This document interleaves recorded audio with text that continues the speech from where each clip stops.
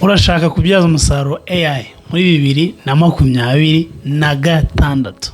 Muri video nagutegure AI 10 ugomba kwihata, ugomba gushyiramo ingufu ni ushaka kubyaza umusaruro AI mu buryo bw'amafaranga, mu buryo bwa side hustle no mu buryo bwo kuba wasekebaringa akazi kawe.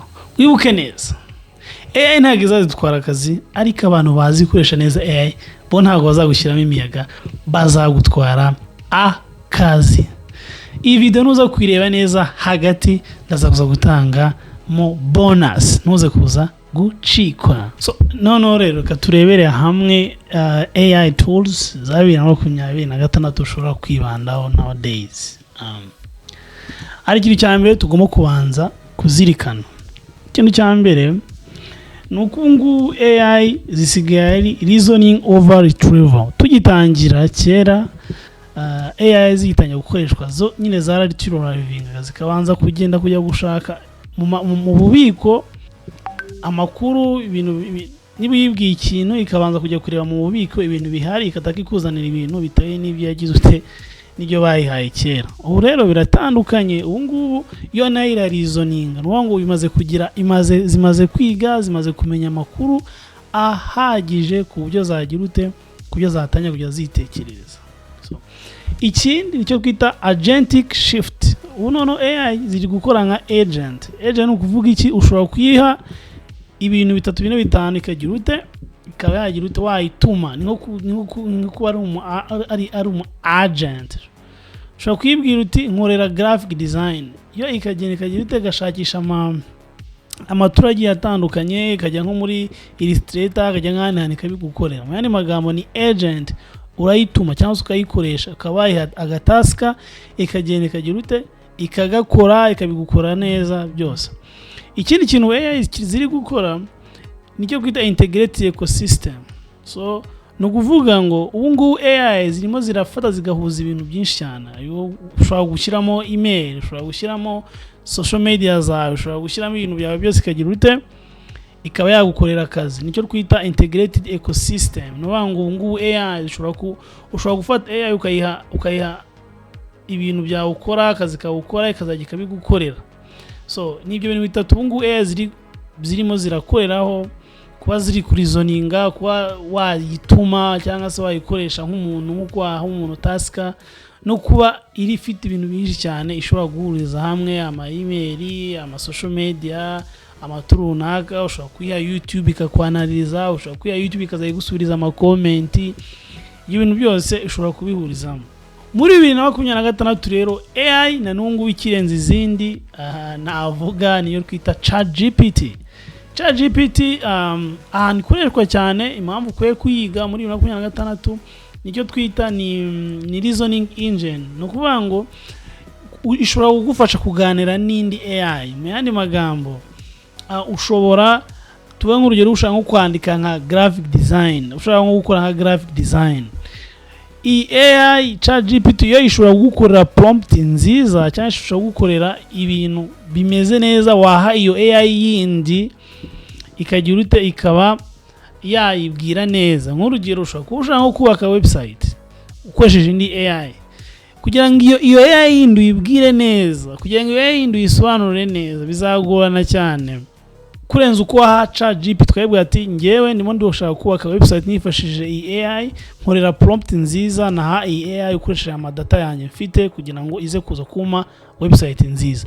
ChatGPT yabigukorera neza cyane. No ngo ni chatbot. No ngo iyi ngiyi ChatGPT kizayidufasha cyane no gukora ama prompt twaha izindi AI. Mani magambo yazayidufasha kuganira n'izindi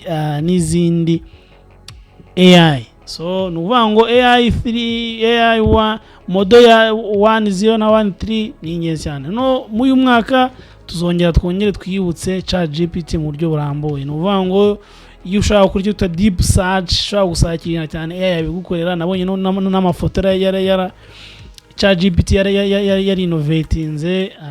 So rero AI mu uyu mwaka ChatGPT mwongere mugire ute muyiha agaciro, ntabwo iragira ute irava kuri pause. Indi AI y'ingenzi cyane ni Claude.ai. ku bantu especially abantu mushaka kubaka ama website, kuko nababwiye ko mu video ashize nababwiye ko ubu ngubu ama website akenewe cyane. So mani magambo rero iyi Claude.ai ku bantu mwize coding, iyi Claude.ai irarenze. So rero AI mu bintu by'ama website, byo gukodinga AI irarenze. Indi AI tugomba kwiga mu uyu mwaka, cyangwa se ugomba kwiga niba ushaka kubyaza umusaruro AI mu uyu mwaka, niyo wita Copilot. Copilot nayo ijya gukora nka Gemini. Impamvu ndi kubazi nuko product ya ChatGPT cyangwa se ya company bita OpenAI, product ya Microsoft, product ya Google, ni product bugomba kuza kubera ko nibo bantu bayoboye isi mu bijyanye na AI. So niyo mpamvu ni ingenzi cyane kuba ubifite amakuru. Copilot nayo ijya gukora mu buryo bumwe nka ChatGPT, ariko none yo urumva ko itakwikombininga zira turuzo za Microsoft Word, Microsoft Excel, PowerPoint, ibira turuzo zose za Microsoft, iyi Copilot ibizifite. Niyo mpamvu n'ubumenyi ni ngombwa cyane, ni ingenzi cyane kwiga icyo twita Copilot. Copilot nayo tuzayiga mu buryo bw'umwihariko. Nimugeze ahangaha uri kuri ino video, reka nguwe aka bonus yena muri description waza kuza kubona handitse ngo ebook. Ako ni agatabo kerekana uburyo bwiza ushobora kuganirizamo AI. Abantu benshi babyuzinga cyangwa se ntago bazi kubyaza umusaruro neza AI kubera ko batazi kuganira neza AI.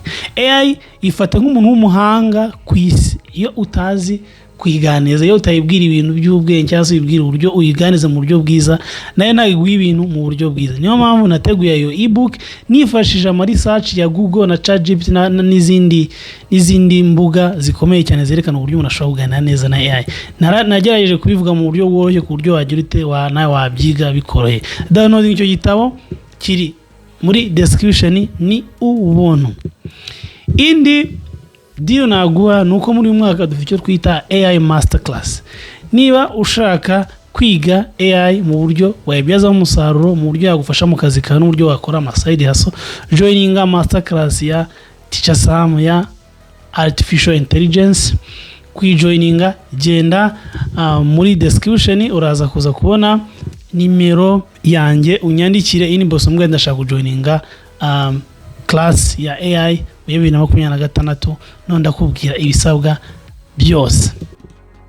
Indi AI nkuko nababwiye yo bita Gemini. None Gemini nabonye isigaye irenze, navuga ko mwanya nkungu naye na shiftinze kuri Gemini ya Google. Isigaye Gemini 3.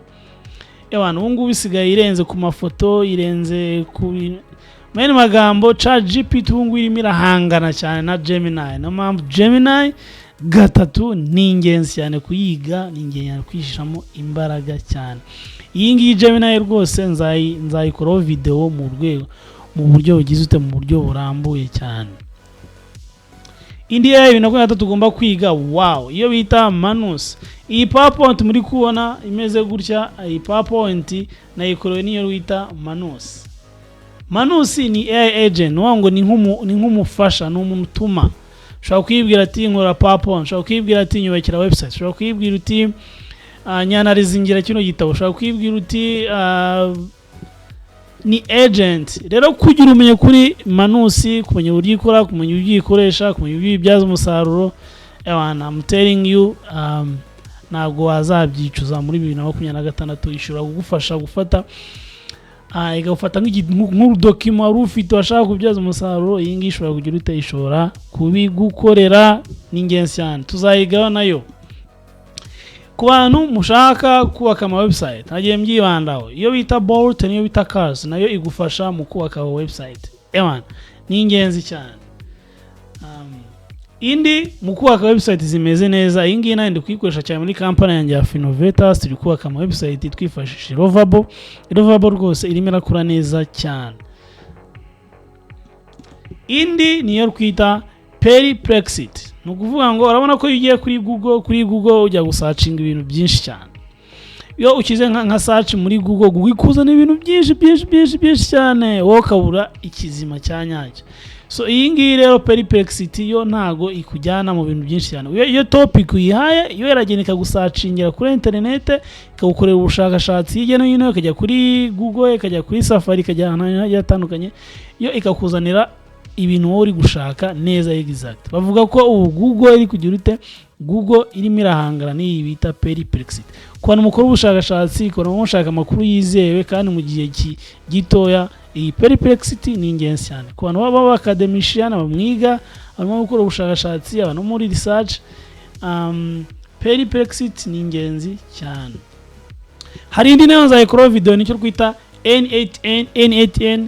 Iyi ngiyi ni ukuvuga ngo umuntu ukeneye gukora automation, ni ukuvuga ngo automation tuvuga ni ukuba ikintu cyakiko. Tuvuga nk'urugero vuba wenda izajye igupostinga kuri social media, igusomere ama email, iguhe raporo, nirangiza igupostinge kuri website.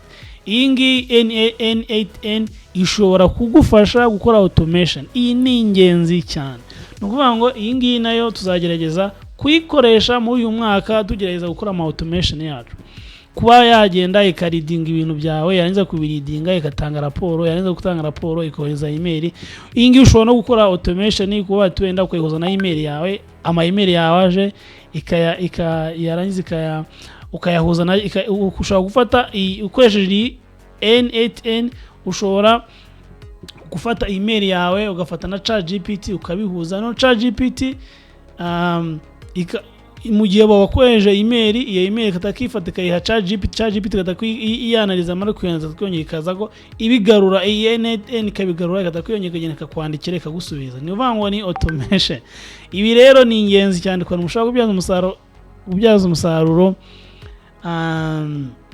artificial intelligence. Iyi ni ingenzi cyane, njishikariza cyane nk'abantu nyine muri advanced, especially mu bantu baba developers n'abantu bashaka gukora ikintu kiri advanced. Iyi N8N ni ingenzi cyane. Indi niyo kwita HeyGen, cyo kwita HeyGen yo kwita Midjourney. Ngo AI bita Midjourney na HeyGen. Iyi ngiyi izadufasha gukora ama image dushaka. Ni ukuvuga ngo iyi ngiyi ishobora gufasha gukora ama image yose ushaka. Nizo AI kari 10 uyu mwaka nabari komanda gushyiramo ingufu.